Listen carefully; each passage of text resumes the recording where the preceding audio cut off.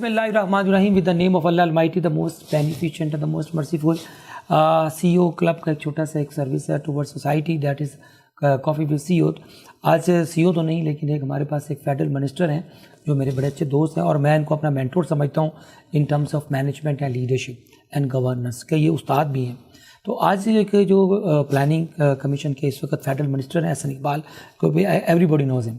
आज हम इनके साथ एक छोटी सी एक कन्वर्सेशन करेंगे regarding turn around Pakistan, reshaping the future of Pakistan.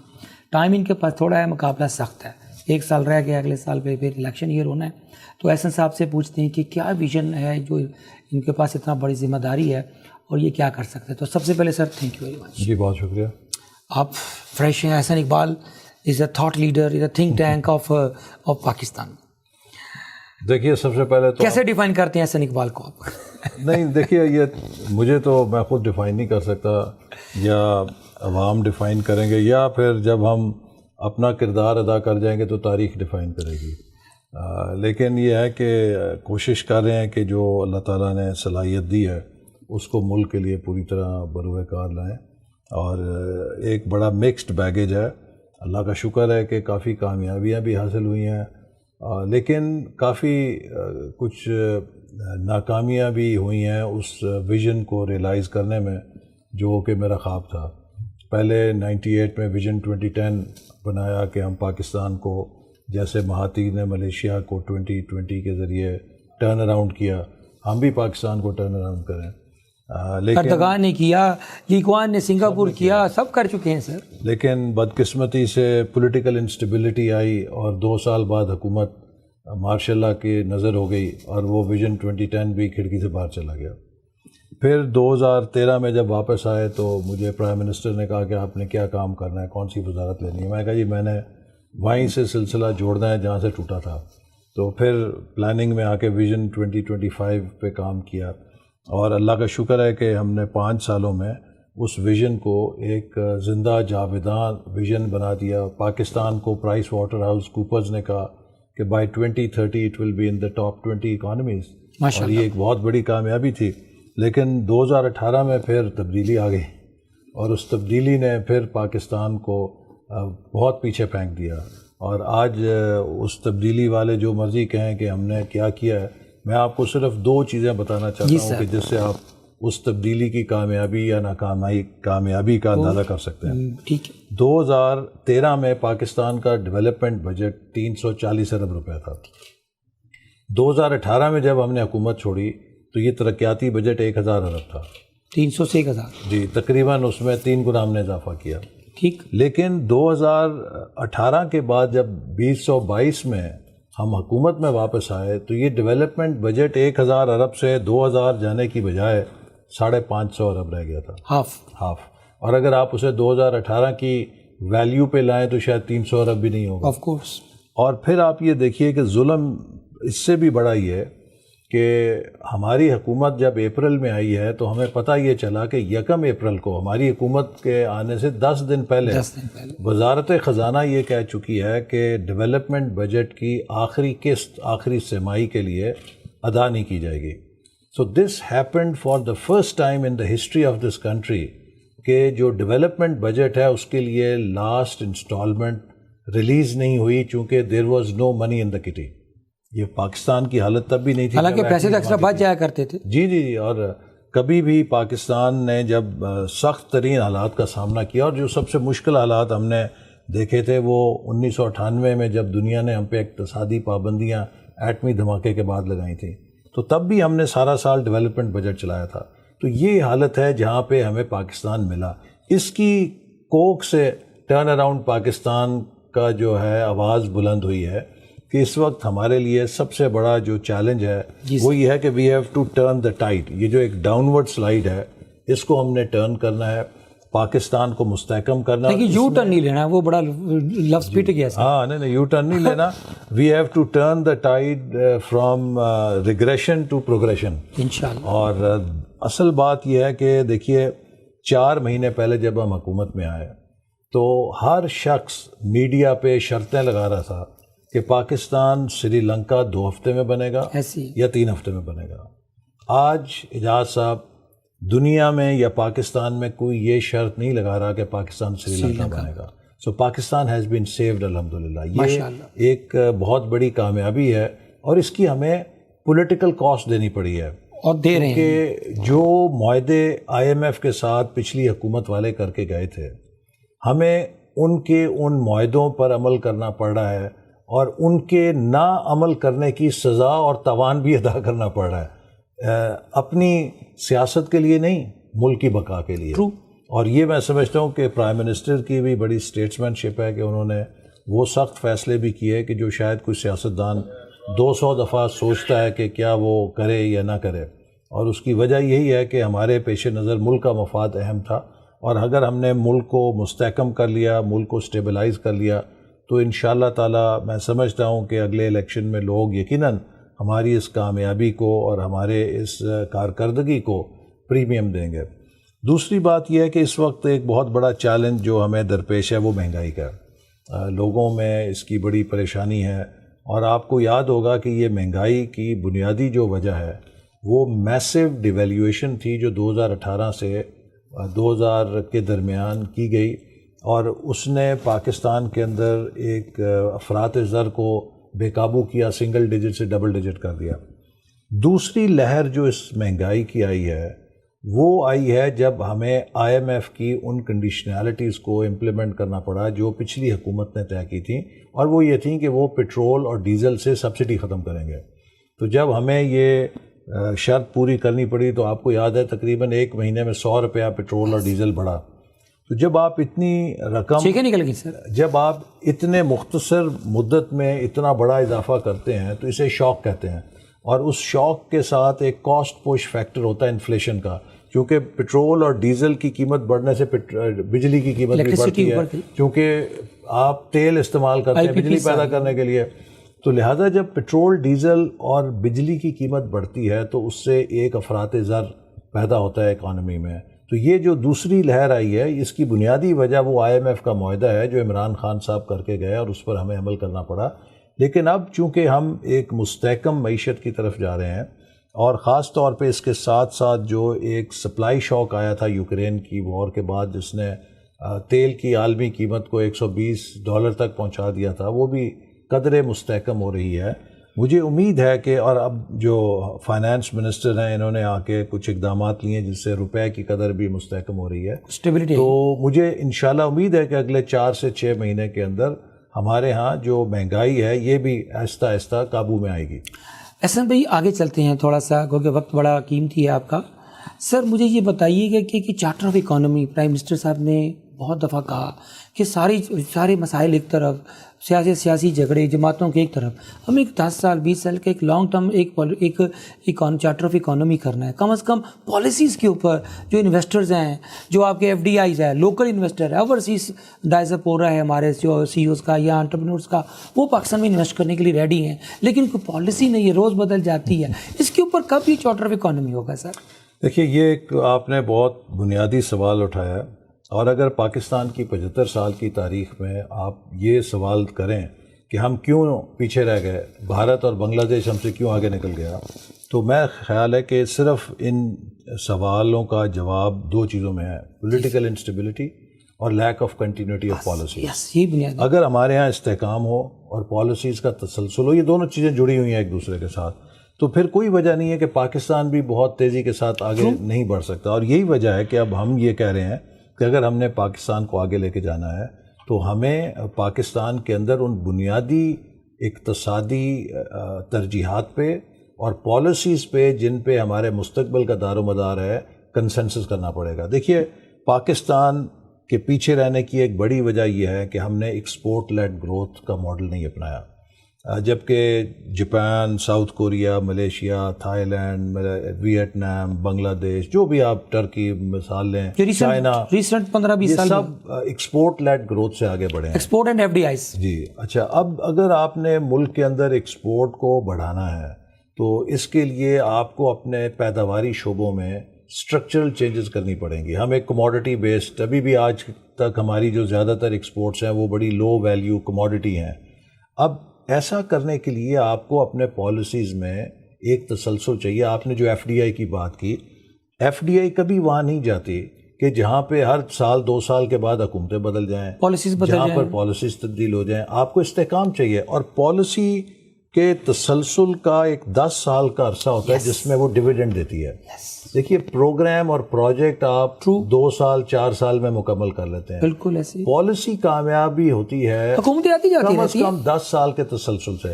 تو ہمیں بھی ویسی ہی اسٹیبلٹی اور کنٹینیوٹی چاہیے, اور اس کے لیے پرائم منسٹر نے کہا تھا کہ آئیے ہم سب بیٹھ کے ملک کے جو بنیادی معاشی اور اقتصادی اہداف ہیں ان کے اوپر اور جو حکمت عملی ہے اتفاق رائے کریں.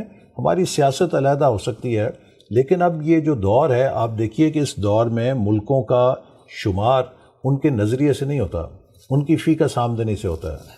آج دنیا میں جو کلاسیفیکیشن ہے وہ capitalism, communism, naan align movement پہ نہیں ہے. آج دنیا کی جو گروپنگ ہے G7, G20, G77, اور اس میں آپ کو شمولیت کس بات پہ ملتی ہے, آپ کی فی کس آمدنی کیا ہے.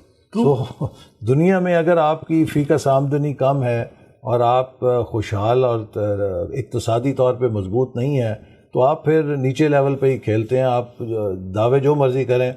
اس لیے ضروری ہے کہ ہم اب ایک اکنامک آئیڈیالوجی اپنی بنائیں کہ ہم نے کیسے اس ملک کے اندر ویلتھ کریشن کرنی ہے, ہم نے کیسے اس ویلتھ کو ڈسٹریبیوٹ کرنا ہے, اور کیسے ہم نے اس ویلتھ کریشن کے نظام کو سسٹینیبل رکھنے کے لیے کمپیٹیونیس کے پیمانوں پہ پورا کرنا ہے.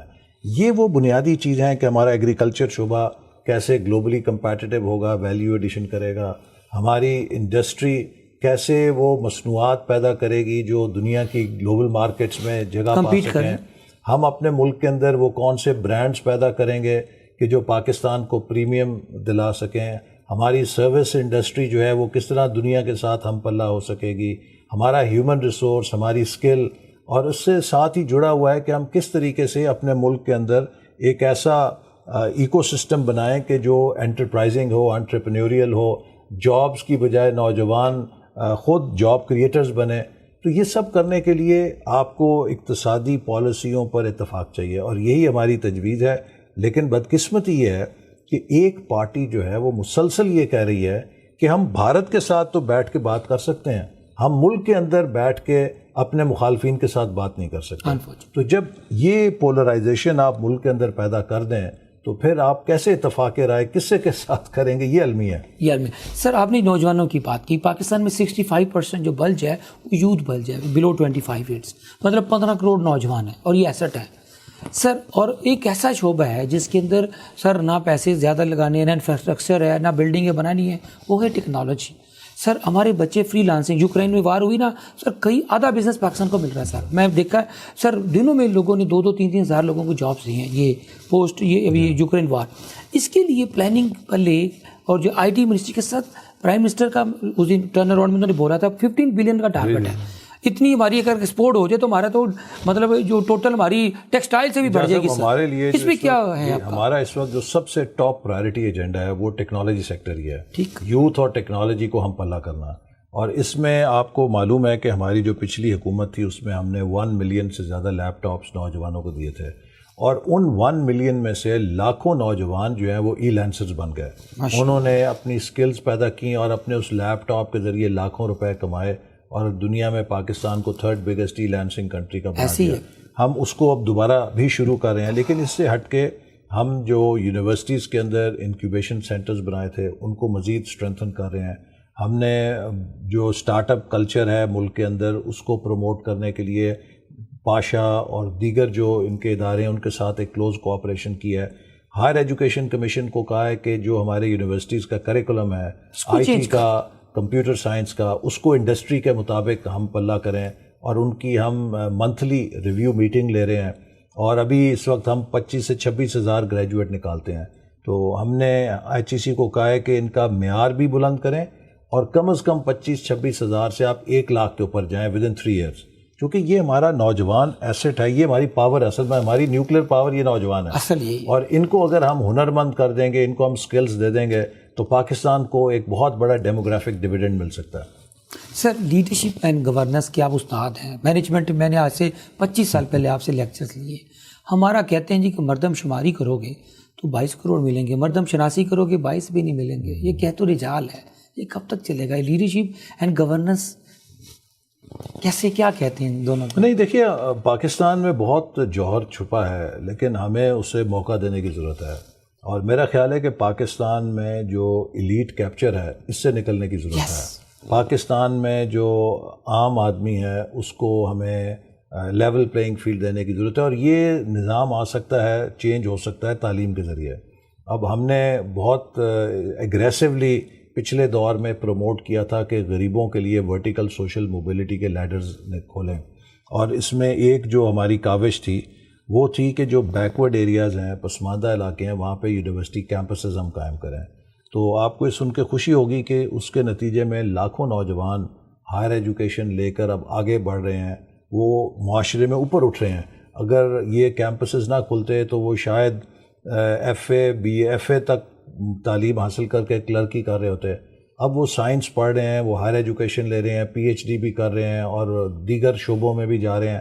میرا یہ یقین ہے کہ کوئی بھی سوسائٹی اپ ورڈ موو کرتی ہے ان ورٹیکل سوشل موبیلٹی کے لیڈر سے کہ جو وہ اپنے نچلے طبقوں کو اوپر اٹھنے کے لیے فراہم کرتی ہے، انکلوسیو گروتھ۔ ان کے اندر تڑپ ہوتی ہے، ان کے اندر جستجو ہوتی ہے۔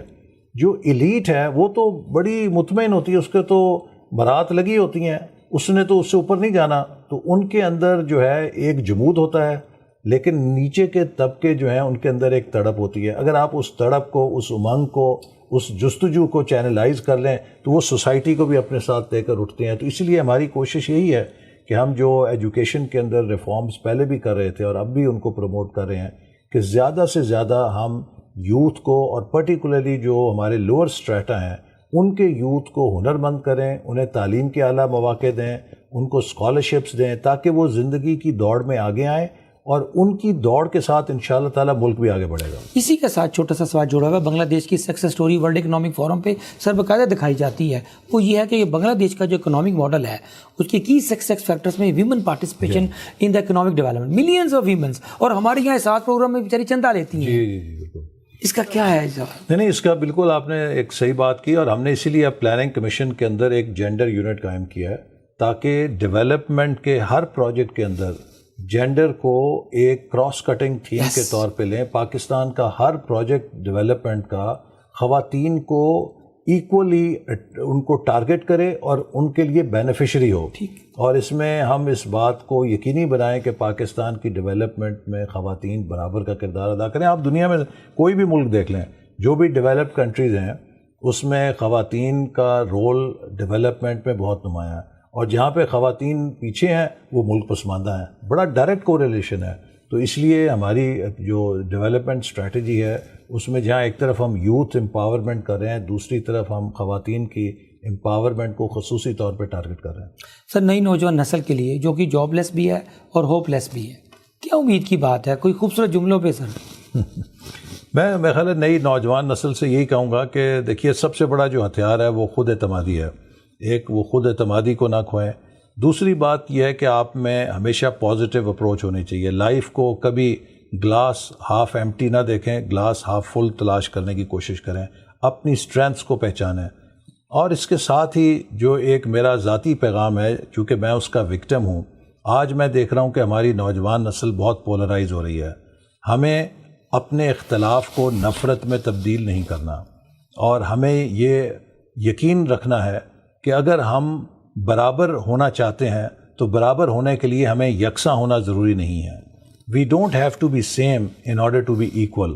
ہم سب کو ایک دوسرے کے اختلافات کو قبول کرتے ہوئے برابر کا پاکستانی تسلیم کرنا ہے، اور مل کر کام کرنے کی صلاحیت اپنے اندر پیدا کرنی ہے۔ چونکہ ہماری ناکامی اس لیے نہیں ہوئی کہ ہم ہنرمند نہیں ہیں، ہم انفرادی طور پہ بہت ہنرمند ہیں، لیکن ہم اس انفرادی ہنرمندی کو ایک اجتماعی کارکردگی میں ڈھالنے میں ناکام ہیں، اور یہ ایک کلیکٹیو کمپٹنس پیدا کرنا وقت کی سب سے بڑی ضرورت ہے۔ اور آخری بات یہ ہے کہ آنے والے دور میں ان اسکلڈ لوگوں کے لیے گنجائش نہیں ہے۔ اپنے لیے کوئی نہ کوئی ایسا اسکل پیدا کریں کہ جو آپ کا ہتھیار بنے زندگی میں آگے بڑھنے کے لیے۔ Sir thank you very much Ahsan sahab, ہمیشہ آپ سے نا مل کے خوشی ہوتی ہے، آپ سے سیکھ کے جاتا ہوں۔ آج کا جو کی لائن ہے سر، اقبال کا ایک جملہ، میں تو کہتا ہوں پلاننگ کمیشن کا نا سر ایک وہ لوگو بنا دیں کہتا ہے جی کہ وہ اقبال کہتے ہیں کہ اپنی دنیا آپ پیدا کر گر زندوں میں، سر آدم ہے ضمیر کن فقہ ہے زندگی، اور زندگانی کی حقیقت کو کن کے دل سے پوچھ، جو وہ شیرہ و تیشہ و سنگے گراں ہے زندگی. سر اس کا مطلب سادہ لفظوں میں یہ ہے کہ اگر انسان نے جو کن کی جو طاقت تھی وہ انسان کو ڈیلیگیٹ کر، اقبال نے راز کی بات کہہ دی، اگر انسان کے پاس یقین ہو اور وہ کن کہے تو سر وہ ہو جاتا ہے. لیکن یقین وہی جو سیلف اعتماد، جو خود جو سیلف بلیف کی بات کی ہے. تو احسن صاحب کے ساتھ ہم اس turn around Pakistan again rise and Pakistan کے ساتھ ہم کھڑے ہیں. تو اس سلسلے میں میں ایک چھوٹا سا میسیج لینا چاہوں گا. 15 دسمبر کو سر آپ نے ایک میسیج دینا ہے کہ turn around Pakistan planning commission اور سی او کلب لاہور میں 15 کو کر رہے ہیں، اور یہ پاکستان کی سب سے بڑی، جس کے اندر یہ ہم سر صرف ایک ہی ایجنڈا ہوگا، وہ امید ہوگا. اس قوم کو ہم نے امید دینی ہے، باقی سب ٹائٹلز ہوں گے. سر جی دیکھیے، ٹرن اراؤنڈ پاکستان کا ہمارا سلوگن ہے لیٹس رائز اگین. اب وقت آ گیا ہے کہ ہر پاکستانی مل کر پاکستان کو اونچا کرنے کے لیے، پاکستان کو اٹھانے کے لیے ٹیم پاکستان بن کے کام کرے. ہر شعبے کے اندر، چاہے ہم بزنس میں ہیں، چاہے ہم ایگریکلچر میں ہیں، چاہے ہم انڈسٹری میں ہیں، چاہے ہم تعلیم کے، صحت کے، جس شعبے میں بھی ہیں، ہم سب کا فرض ہے کہ ہم پاکستان کو دوبارہ سربلند کرنے کے لیے we should work harder, we should work smarter and we should work better. اگر ہم بہتر زیادہ کام کریں گے تو اس سے پروڈکٹیوٹی بڑھے گی. اگر ہم اپنی زیادہ صلاحیت کو بروئے کار لا کے اسمارٹر کام کریں گے تو اس سے ہم انوویٹو ہوں گے. اور اگر ہم بہتر کام کریں گے تو اس سے ہمارا معیار بہتر ہوگا. دنیا میں made in Pakistan will become a quality symbol. So 15 دسمبر کو ٹرن اراؤنڈ پاکستان میں ضرور شریک ہوں، اسے کامیاب بنائیں، اور آئیے ہم سب مل کر دیکھیں کہ ہم کس طرح ایک دوسرے کے ساتھ مل کر پاکستان کو دوبارہ ایک رائزنگ پاکستان بنا سکتے ہیں.